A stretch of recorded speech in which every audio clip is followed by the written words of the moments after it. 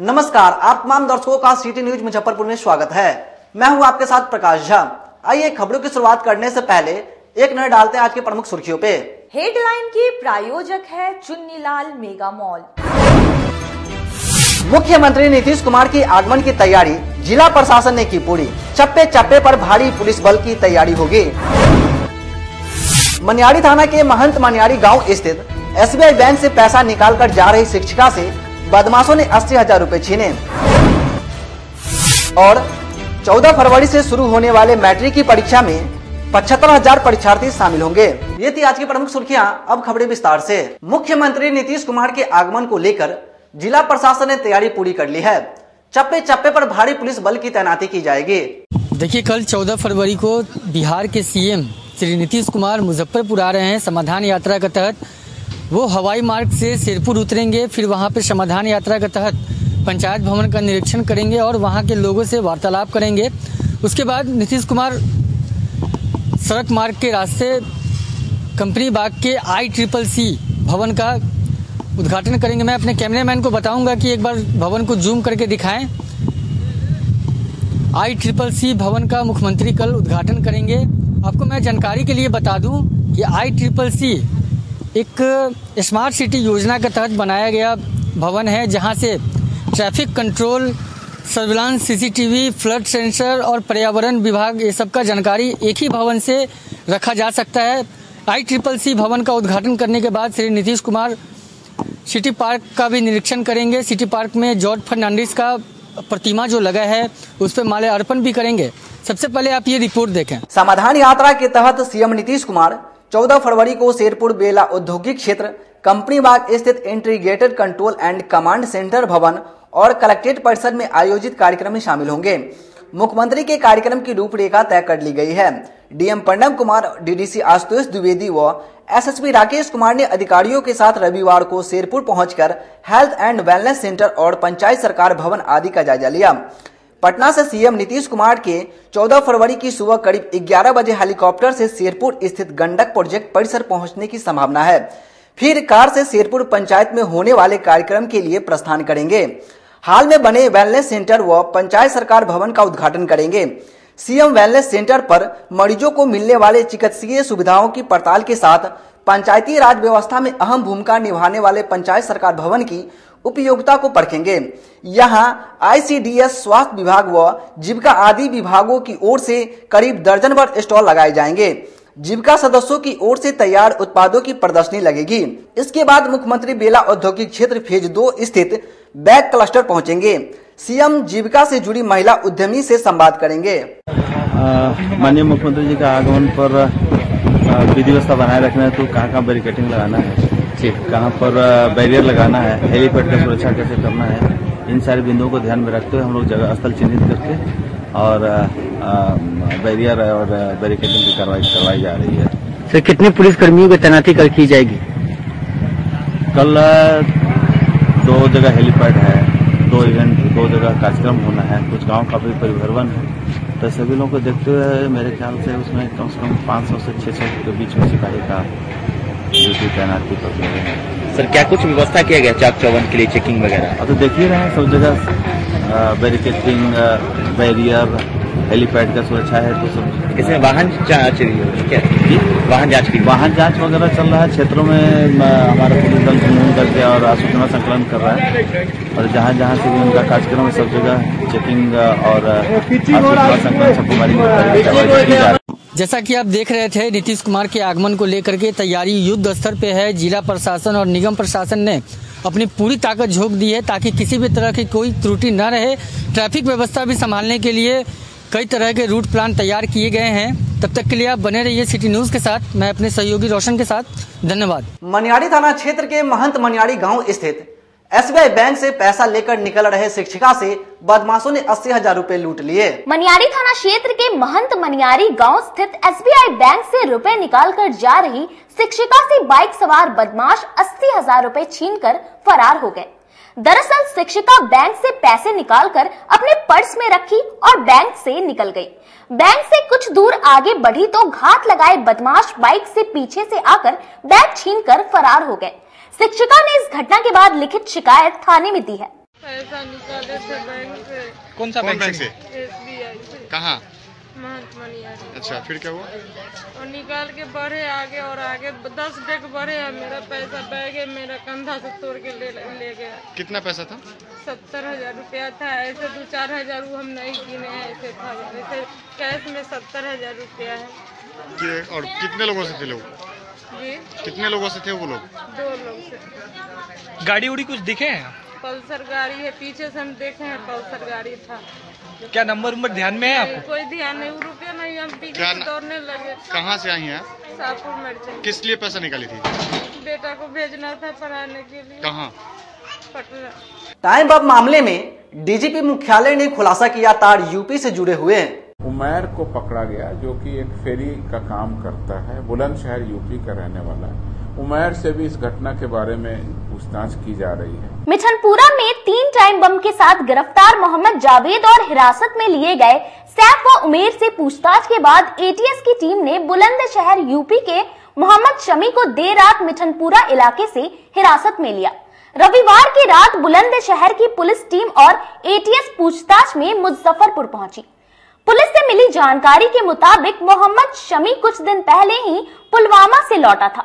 मिठनपुरा थानेदार श्रीकांत सिन्हा ने मामले में जावेद व उसके फरार भाई जैकी के खिलाफ एनडीपीएस, आर्म्स एक्ट और विस्फोटक अधिनियम के तहत एफआईआर दर्ज की है। जावेद को पुलिस ने शाम में कोर्ट में पेश किया, जहां से उसे न्यायिक हिरासत में भेजा गया। डीआईयू की टीम ने शुक्रवार की देर रात 3 कोठिया मोहल्ले में स्मैक की सूचना पर छापेमारी की थी, जिसमें टाइमर युक्त इलेक्ट्रॉनिक सर्किट से लैस 3 टाइम बम भी मिले थे। इसके बाद राष्ट्रीय एजेंसियां हरकत में आई। एटीएस और एनआईए की जांच का दायरा अब मुजफ्फरपुर से बुलंदशहर और पुलवामा तक पहुंच रहा है। मुजफ्फरपुर निवासी जावेद से पूछताछ के बाद जांच एजेंसियां अब उसके भाई जैकी की तलाश में जुटी है। बताया गया कि टाइम बम की बरामदगी के बाद जैकी भी घर में था, लेकिन वह पीछे की छत से कूदकर फरार हो गए। उसके पकड़ में आने के बाद यह स्पष्ट हो पाएगा कि जब्त हुआ टाइम बम शहर में किस जगह प्लॉट किया जाता। अब तक की छानबीन के बाद बताया गया कि बरामद टाइम बम की घड़ी पश्चिम बंगाल से मंगाई गई थी। पुलवामा से ट्रेड शातिरों के द्वारा टाइम बम को स्थानीय स्तर पर बनाने की आशंका है। इस पूरे मामले पर क्या कह रहे हैं एडीजी बिहार जितेंद्र सिंह गैंगवार, आप पहले खुद सुने। उमैर को पकड़ा गया जो कि एक फेरी का काम करता है, बुलंदशहर यूपी का रहने वाला है। उमैर से भी इस घटना के बारे में पूछताछ की जा रही है और मुजफ्फरपुर पुलिस के द्वारा बुलंदशहर पुलिस और बाकी सहयोग से भी वहां भी छापेमारी की गई है, परंतु उस घर पर भी, बुलंदशहर पर भी कोई आपत्तिजनक सामान नहीं मिला। कुल मिलाकर के इस पूरे प्रकरण में जो करीब 600 ग्राम स्मैक और जो ठोस पदार्थ मिला है, 100 स्मैक की पुड़िया मिली है, 5 कारतूस का खोखा भी मिला है और जो इलेक्ट्रॉनिक सर्किट और जो बम जैसा सामान मिला है वो 3 मिले हैं। 4 मोबाइल फोन भी मिले हैं। इस क्रम में जो कांड दर्ज किया है उसमें हमने एनडीपीएस की धारा लगाई है, यानी जो मादक पदार्थ की धारा है। हमने उसमें विस्फोटक पदार्थ अधिनियम भी लगाया है और हमने उसमें आर्म्स एक्ट भी लगाया है, चूंकि कारतूस के खोखे भी मिले। अब जो हमारे पास में एक व्यक्ति गिरफ्तार है, उसकी जो पूछताछ है उसके आधार पर और जो मोबाइल फोन है उनके आधार पर आगे विश्लेषण किया जा रहा है। पुलिस की टीम लगातार इस पर कार्रवाई कर रही है। जैसे ही कोई उपलब्धि होगी हम आपको बता देंगे। क्या इसमें जम्मू कश्मीर कुल मिलाकर के इस पूरे प्रकरण में हमारी एटीएस की टीम भी वहां जांच कर रही है और जो भी एजेंसी हम लोगों को जरूरत पड़ेगी हम उनसे तहकीकात भी कर रहे हैं, पूछताछ भी कर रहे हैं और आगे फॉलोअप एक्शन भी कर रहे हैं। ऐसा अभी कुछ भी कहना जल्दबाजी होगा।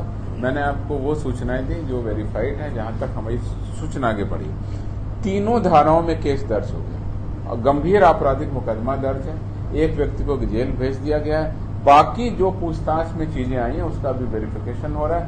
राज्य के अंदर, राज्य के बाहर, दोनों जगह हमारी टीमें काम कर रही। जैसा आपको बताया बुलंदशहर भी गई थी, लेकिन वो जो तीसरा व्यक्ति है वो अभी फेरी करने वाला बताया गया। फेरी करने के क्रम में उसके जम्मू कश्मीर या साउथ के कई राज्यों में या बिहार में भी पहले आने जाने की सूचना मिली है, उस पर भी हम कार्रवाई नहीं, ऐसा अभी कोई लिंक नहीं आया है और ये जल्दबाजी होगी कुछ कहना, इसलिए मैं आपको कह रहा हूँ अनुसंधान नहीं, एनआईए की जांच स्वतंत्र होती है, उसकी कोई सूचना मुझे नहीं है, मैं उस पर कोई टिप्पणी नहीं कर पाऊंगा। बिहार पुलिस के द्वारा जो कार्रवाई की गई है वह नशाबंदी को सफल बनाने के क्रम में जब छापेमारी हुई उसमें ये सारी बरामदगी हुई और उसी क्रम में मैंने आपको बताया कि किस तरह से बिहार पुलिस के द्वारा अन्य राज्यों में जाकर के भी हम लोग कर। कटरा थाना क्षेत्र के राजाडीह गांव में लगी भीषण आग, देखते ही देखते 5 घर जलकर राख हो गए। कटरा थाना क्षेत्र के राजाडीह में भीषण अग्निकांड, 5 घर जलकर पूरी तरह से राख, सिलेंडर ब्लास्ट होने से एक जलकर बुरी तरह से घायल, 10 लाख से अधिक का बताया जा रहा है नुकसान। मुजफ्फरपुर जिले में ठंड खत्म होते ही इलाके में आग लगने की घटना बढ़ गई है। ताजा मामला कटरा थाना क्षेत्र के सोनपुर पंचायत के राजाडीह का है, जहां भीषण अग्निकांड हुआ। अग्निकांड में 5 घर जलकर पूरी तरह से राख हो गए। स्थानीय लोगों के द्वारा आग बुझाने का प्रयास किया गया, काफी मशक्कत के बाद आग पर काबू पा लिया गया। अग्निकांड में सिलेंडर ब्लास्ट हो जाने की वजह से एक बुरी तरह से घायल भी है, जिसका इलाज मुजफ्फरपुर एसकेएमसीएच में करवाया जा रहा है। वहीं घटना को लेकर पीड़ित के परिजनों का कहना है कि आग लग गई थी, हम लोग खुद अपने स्तर से आग पर काबू पाए हैं। फायर ब्रिगेड की गाड़ी जब तक आती तब तक आग पूरी तरह से खत्म हो गई थी। वर्तमान मुखिया हीरा सहनी का कहना है कि सोनपुर पंचायत के राजाडीह में आग लगी है। आग लगने से मोहम्मद मुश्ताक, मोहम्मद उस्मान, मोहम्मद रियाज समेत 7 भाई का घर जलकर पूरी तरह से राख हो गया है। लगभग 10 लाख से अधिक का नुकसान हुआ है। जमीन के दस्तावेज भी पूरी तरह से जलकर राख हो गए हैं। पूरे आग कंट्रोल में लिया है, सब गाड़ी पानी गाड़ी आए हैं। आग बुझाने वाला जब आप लोग कर लिए हैं इसके बाद तब गाड़ी पानी गाड़ी आ गए हैं, उसमें भी 10 मिनट लगाए हैं टाइम। ये जब पानी पटा कर सॉकेट नहीं लाए हैं, ये ऐसी पाइप लाए हैं, उसमें कैसे जुड़ेगा? फिर ये पाइप दूसरा छोटे वाले पाइप से जब काम चला है नहीं आए हैं जी, नहीं सॉकेट नहीं लाए, लेट से आए हैं। हाँ जी, यहाँ पंचायत सोनपुर निवासी का एक राजाडीह गाँव है, आग लग गया ऑटोमेटिक।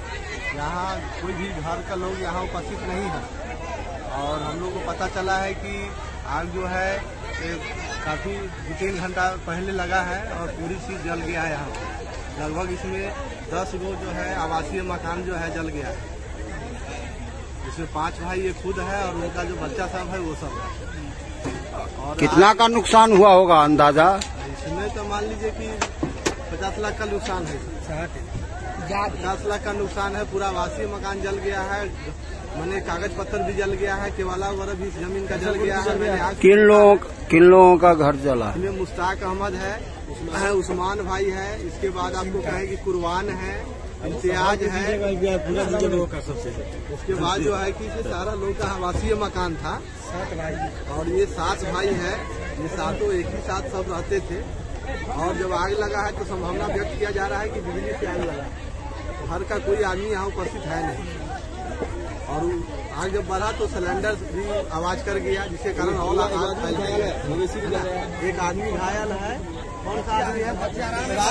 राम इकबाल पासवान की बच्ची जो है वो आग जब ऊपर हुआ है तो उसके शरीर से गिर गया है, घायल है और एसकेएमसीएच में भर्ती है। 14 फरवरी से मैट्रिक परीक्षा शुरू होगी, 75,000 से ऊपर परीक्षार्थी शामिल होंगे। कल से जिले में मैट्रिक की परीक्षा शुरू हो रही है, पूरे बिहार में कल से मैट्रिक की परीक्षा शुरू हो रही है। इसके लिए मैट्रिक परीक्षा को लेकर के युद्ध स्तर पे काम किया जा रहा है। आपको जानकारी के लिए बता दें कि लगभग 75,000 परीक्षार्थी जो हैं कल से मैट्रिक परीक्षा में शामिल होंगे। आप सभी अभिभावक एवं छात्रों को जानकारी के लिए बता दूं कि पहली परीक्षा जो है 9:30 बजे से गणित की परीक्षा है, मगर आपको 9 बजे तक सेंटर में इन कर जाना है। अगर आप आधा घंटा पहले सेंटर तक नहीं पहुंच पाते हैं तो आपको एंट्री नहीं दी जाएगी। सुरक्षा के मद्देनजर मैट्रिक परीक्षा के केंद्र में आपको कोई भी इलेक्ट्रॉनिक डिवाइस जैसे कि Bluetooth headphone, Bluetooth smart watch ये सब लेकर के नहीं आना है। व्हाइटनर ये सब वर्जित है एग्जाम सेंटर हॉल पे। और आपको जानकारी के लिए बता दूं कि सुरक्षा के मद्देनजर जूता पहन करके छात्रों को एंट्री नहीं दी जाएगी। जूता पहन करके छात्रों को परीक्षा देने की अनुमति नहीं है। सबसे पहले आप ये रिपोर्ट देखें। कल 14 फरवरी से शुरू हो रही मैट्रिक परीक्षा को लेकर बोर्ड ने बदलाव किया है। परीक्षा में आधा घंटा पहले तक ही प्रवेश मिलेगा। पहली पाली में सुबह 9 बजे तक और दूसरी पाली में दोपहर 1:15 तक प्रवेश को लेकर के आदेश दिया गया है। बोर्ड ने छात्र हित में निर्णय लिया कि दोपहर 2 बजे से दूसरी पाली की परीक्षा होगी और 1:30 तक प्रवेश मिलेगा। बोर्ड के नए निर्देश के अनुसार दूसरी पाली की परीक्षा अब शाम 5:15 तक चलेगी।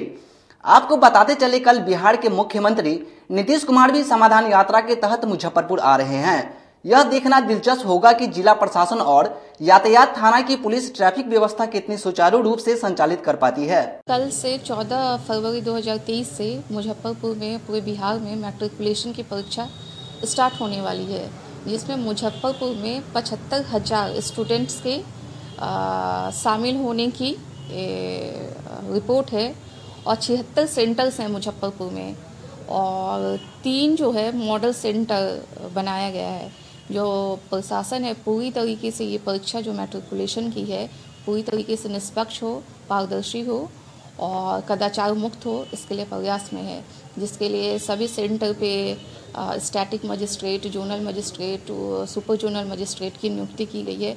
इसके अलावा एसडीओ के माध्यम से जो यातायात का मैनेजमेंट है वो भी होना है और पूरी तरीके से ये ट्रांसपेरेंट परीक्षा है होगी। इसके लिए प्रशासन कटिबद्ध है। परीक्षार्थियों की संख्या अधिक है और मुख्यमंत्री भी कार्यक्रम भी है, तो रोड चौक चौराहों को लेकर या रोड जाम की समस्या से निपटने के लिए क्या करें? उसके लिए एसडीओ के माध्यम से अलग अलग जगह पर मजिस्ट्रेट की प्रतिनियुक्ति की गई है ताकि मुख्यमंत्री का जो कार्यक्रम है वो भी अपने, चूँकि मुख्यमंत्री का कार्यक्रम एक पर्टिकुलर स्थल पे होना है जो पहले से आइडेंटिफाई है और जो मैट्रिकुलेशन की परीक्षा है वो पूरे शहर में होनी है, तो उसके हिसाब से एसडीओ के माध्यम से अलग अलग जगहों पे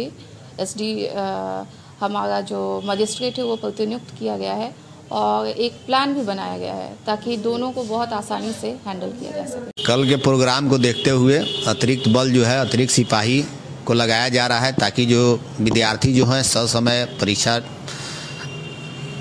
केंद्र पे पहुंच जाए और परीक्षा देकर पुनः जो है अपने गंतव्य स्थान पर आसानी से पहुंच जाए। लमसम 200 सिपाही जो है ट्रैफिक व्यवस्था कल संभालेंगे अतिरिक्त, बाकी जो है अन्य सब जिलों से सीनियर एसपी साहब के द्वारा लगाया जाएगा। सुचारू यातायात जो है सुचारू रूप से चलेगी। नहीं, उसके लिए स्पेशल जिला से लगता है लगेगा, उसमें हम लोग भी रहेंगे, सब लोग रहेंगे। आप देख रहे थे मैट्रिक परीक्षा को लेकर के तैयारियां चरम पे हैं। स्कूल में बेंच डेस्क पर स्टिकर साटने एवं रोल नंबर, रोल कोड लिखने की तैयारी की जा रही है। तब तक के लिए आप बने रहिए सिटी न्यूज के साथ। मैं अपने सहयोगी रोशन के साथ। धन्यवाद। अब समय चला एक छोटे से ब्रेक का। आप बने रहें और देखते रहें सिटी न्यूज मुजफ्फरपुर।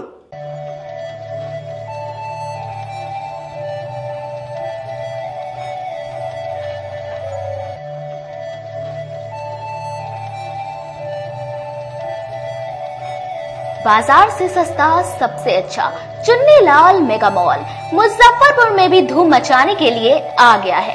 शादी विवाह के लिए है लहंगे की सबसे बड़ी कलेक्शन। दुल्हन के मन को भाए यहाँ की ब्राइडल लहंगा चुन्नी। हम सभी का ख्याल रखते हुए परिधानों की पूरी रेंज एक ही छत के नीचे उतारे हैं, वो भी आपके बजट में। मल्टीनेशनल ब्रांड से लेकर लो रेंज तक के ब्रांडों की बेहतरीन कलेक्शन के साथ साड़ियों का अनंत संसार समेटे हुए हैं। दूल्हे राजा के लिए भी सूट और शेरवानी की लाजवाब रेंज, मेंस वेयर की भी ब्रांडेड कलेक्शन के साथ लो रेंज की भी है भरमार। बच्चों का भी हमने ख्याल रखा है, इसलिए सभी ब्रांडों का रेंज उतारा है, तो एक बार हमारे यहाँ अवश्य पधारें। Chunnilal mega mall, Saraiyaganj tower के समीप, अखाड़ा घाट रोड, मुजफ्फरपुर। बच्चों का हमारे यहाँ आपको 250 रुपए से स्टार्टिंग होगा। कुर्ती अगर सेट में लीजिएगा तो 500 रुपए से स्टार्टिंग हो जाएगा। प्लाजो सेट हाईएस्ट आप चले जाइए 3000, 4000, 10,000 तक भी मिलेगा आपको बनारसी से। 250 रुपए से सारी स्टार्टिंग हो जाएगा हमारे यहाँ, आपको 40,000 तक चला जाएगी। जिले की शान बन चुकी बाबा लहठी अब लोगों की जरूरत बन चुकी है। अत्याधुनिक रेंज और भरोसे को समेटे हुए लोगों के लिए नई नई डिजाइनर लहठी उतारते रहते हैं। ऐश्वर्या राय बच्चन सचिन तेंदुलकर की पत्नी से लेकर न जाने कितने सारे नामी हस्तियां इस लहठी के दीवाने हो चुके हैं। लोगों के साथ ने ही बाबा लहठी की पहचान देश से लेकर विदेश तक बनाई है। ऐसा साथ बनाए रखने के लिए आप लोगों का तहे दिल से धन्यवाद।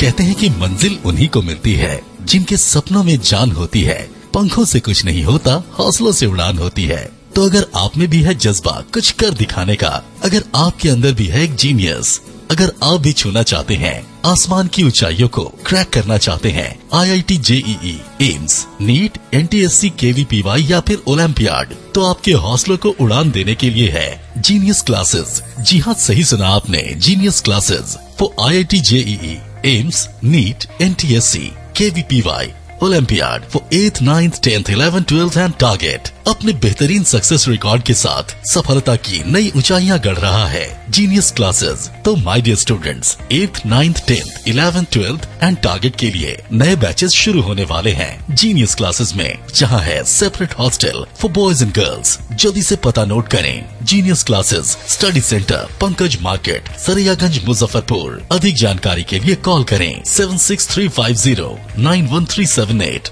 या फिर 7635091387 या फिर आप कॉल कर सकते हैं 7635091396 या 9006911690 पर या फिर 9128482268। Genius Classes. For more information, visit our website www.geniusclasses.in or email us on info@geniusclasses.in. Registrations are open and new batches are starting soon. Rush to Genius Classes, Study Center, Pankaj Market, Saraiyaganj, Muzaffarpur. अपने सपनों की आशिया को दे एक नई पहचान माँ Bhavani decor private limited के साथ, जो है ऑथराइज्ड डिस्ट्रीब्यूटर ऑफ कजारिया। देश की मिट्टी से बनी टाइल से देश को बनाते हैं। और जहां मिलती है सभी प्रकार के Indian and imported granite, marble, sanitary एवं कोटा स्टोन का अनोखा एवं आकर्षक संग्रह। माँ भवानी डेकोर प्राइवेट लिमिटेड मतलब a complete floor solutions. New 0 mile Dadar road, Muzaffarpur. Call 9934753111। आपका भरपूर प्यार और साथ मिलने के कारण ग्राहकों की सुविधा को देखते हुए नीलकमल का फैक्ट्री आउटलेट का दूसरा ब्रांच अखाड़ा घाट रोड KFC के सामने खुल गया है, जिसमें ग्राहकों को सभी प्रोडक्ट पर विशेष छूट दी जा रही है। वहीं नीलकमल का पहला branch Mithanpura Narayanpur road Vaishali management के सामने है, जो कि लगातार ग्राहकों की सेवा करता आ रहा है। उत्तर बिहार का पहला एक्सक्लूसिव शोरूम है, जहां ऑफिस फर्नीचर और होम फर्नीचर की सभी रेंज उपलब्ध है। तो एक बार सेवा करने का मौका जरूर दें। पहला ब्रांच मिठनपुरा नारायणपुर रोड और दूसरा ब्रांच अखाड़ा घाट रोड।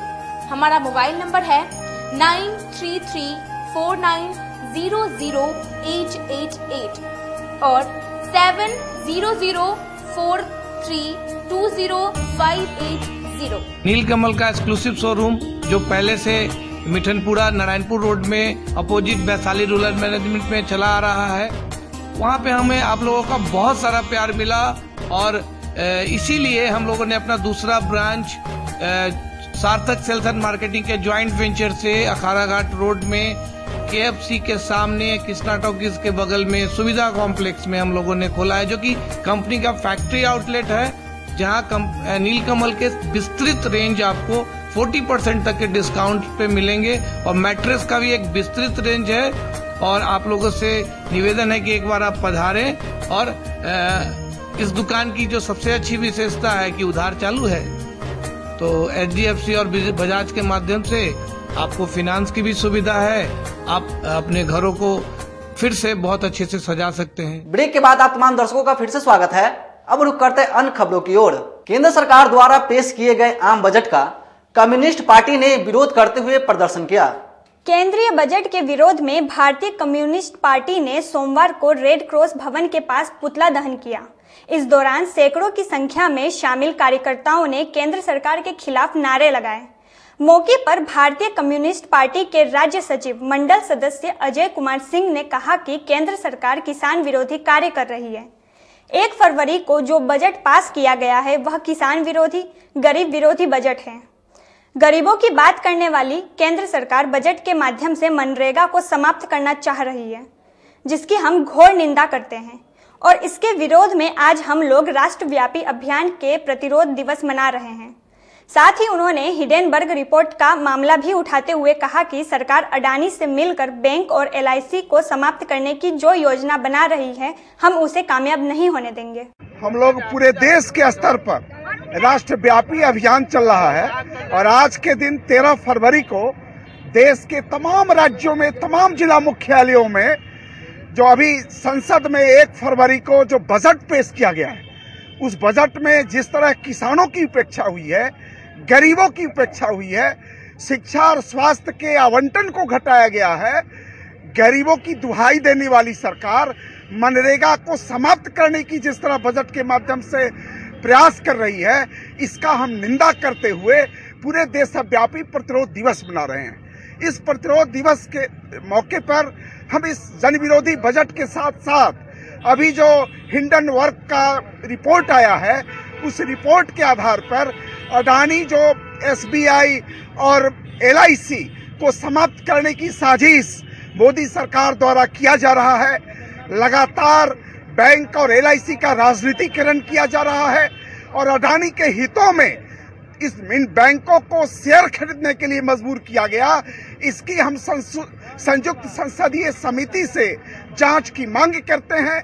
यह बात अब पूरे देश में एक एक लोग आईने की तरह साफ हो गया है कि अब मोदी सरकार अडानी और अंबानी के हित की सरकार है। ये किसानों की, मजदूरों की, देश के तमाम गरीब जनता की। पक्की सराय के सलाम बस्ती से हटाए गए परिवारों के लोग मेयर और डिप्टी मेयर से मुलाकात कर ज्ञापन सौंपा। शहर के पक्की सराय में बसे 34 भूमिहीन परिवार के एक प्रतिनिधि मंडल ने सोमवार को नगर निगम कार्यालय पहुंचकर नगर आयुक्त और मेयर से मिलकर एक आवेदन सौंपा। आवेदन के द्वारा उन्होंने मांग की कि उन्हें उजाड़ने से पहले कहीं बसाया जाए। प्रतिनिधि मंडल का नेतृत्व कर रहे भापका माले के नेता शहनवाज हुसैन ने बताया कि कुछ समय पहले इन भूमिहीनों को उजाड़ने की कोशिश की गई थी। तब भापका माले ने इसके विरुद्ध आवाज उठाई थी। तब के नगर आयुक्त व मेयर ने उन्हें भरोसा दिया था कि उन लोगों को कहीं बसाने की प्रक्रिया की जाएगी, लेकिन सरकार बदलते ही फिर से वही समस्या इन लोगों के सामने उत्पन्न हो गई है। नगर निगम के द्वारा इन्हें नोटिस जारी किया जा रहा है कि जगह को खाली करें, जबकि इन गरीब लोगों के पास रहने के लिए कोई आशियाना नहीं है। ये लोग पन्नी और तिरपाल के सहारे अपना जीवन यापन कर रहे हैं। अगर इनसे ये भी छीन लिया जाएगा तो ये लोग कहां जाएंगे? इसलिए हम लोगों की मांग है कि पहले हम लोगों को कहीं पर बसाया जाए, उसके बाद हम लोग खुद ब खुद यह जगह खाली कर देंगे। देखिए, 34 परिवार पक्की सराय वार्ड नंबर 43 में सराय है, उस सराय में रह रहे हैं।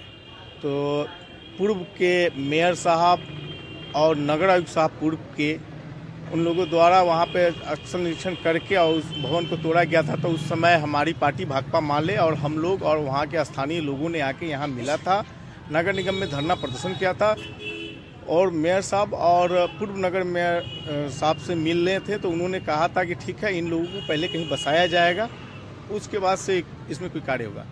फिर इधर 11 तारीख को 11/2/2023 को इन लोगों के पास नगर निगम के कर्मचारी गए और इन लोगों को कहे कि खाली कर दो। ये गरीब परिवार के लोग हैं, इनके पास न जमीन है, न इनके पास कोई मकान है, न इनके पास कोई ऐसा पैसा है। पूंजीपति वाले लोग हैं कि कहीं किराया पे रोजमर्रे की जिंदगी गुजार रहे हैं। शहर के अंदर में भूजा बेच के, टेम्पू चला के, रिक्शा चला के, ठेला चला के अपनी जीविका को चलाते हैं। यह सोचना चाहिए कि ये भूमिहीन लोग हैं, इनको पहले कहीं बसाया जाए, उसके बाद से आप उसमें निर्माण कीजिए। आपको बता दें कि ये लोग जो वहीं पर उसी स्थान पे टूट गया हुआ है, लेकिन फिर उसी स्थान पे पन्नी टांग के और बांस से तिरपाल टांग के ये लोग जो है विगत 7-8 महीना से ये लोग गुजर बसर कर रहे हैं। अगर इनके पास रहता तो वहाँ नहीं चले जाते। तो आज इसी संदर्भ में हम मेयर साहिबा से मिलने आए थे, लेकिन वो नहीं थे। तो हम बेनीबाद ओपी क्षेत्र में पिकअप और मोटरसाइकिल में टक्कर हुई, जिसमें एक युवक की मौके पर मौत हो गई। बेनीबाद ओपी के समीप NH57 पर तेज रफ्तार कंटेनर ने एक युवक को कुचला, युवक की मौके पर मौत हो गई। बेनीबाद ओपी क्षेत्र के बहला गांव के निवासी है मृतक। परिवार में घटना के बाद कोहराम मच गया। दरअसल पिता के साथ खाद बीज लेने आया था।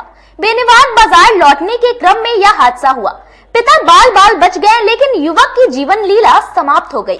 मौके पर पहुंची बेनीवाद पुलिस ने शव को कब्जे में लेकर NHAI की एम्बुलेंस से SKMCH पोस्टमार्टम के लिए भेज दिया। खबरों का सिलसिला हुआ यही समाप्त। हमें और हमारे सभी टीम को दीजिए इजाजत। फिर मिलते हैं तमाम बड़े खबरों के साथ। नमस्कार।